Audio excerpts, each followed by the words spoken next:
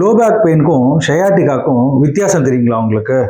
என்ன சார் ரெண்டுமே ஒன்று தானேன்றீங்களா? இல்லை, லோ பேக் பெயினுக்கும் ஷயாட்டிக்காக்கும் உள்ள வித்தியாசம் தான் இந்த பதிவில் நான் சொல்ல போகிறேன்.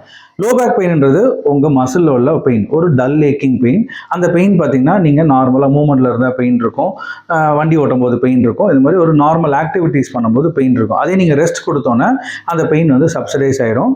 ஒரு தைலம் தடவுறீங்க, இல்லை ஒரு ஐஸ் கட்டி ஒத்தரம் வைக்கிறீங்க, இல்லை ஒரு வெந்நீர் ஒத்தரம் வைக்கிறீங்க, கன்சர்வேட்டிவாக மேனேஜ்மெண்ட் பண்ணும்போது அந்த பெயின் வந்து குறைஞ்சிரும். இல்லை நீங்கள் வந்து அதுக்கு ரெஸ்ட் ஃபேஸ் கொடுத்துட்டீங்க அப்படின்னாலே அந்த பெயின் வந்து குறைஞ்சிரும். பட் அதே ஷயாட்டிக்கான்றது ப்ராப்ளம் சிவியர் ஆகி அது நரம்பை போய் அழுத்த ஆரம்பிச்சிருக்கு. அப்போ நரம்பு அழுத்தும் போது எப்படிலாம் தெரியும்? இருமுனா வலிக்கும், தும்முனா வலிக்கும், முன்னாடி குனிய விடாது, குனிஞ்சா உங்களோட வலி ஜாஸ்தியாகும், படுத்தா குடைச்சல் வலி ஜாஸ்தியாகும்.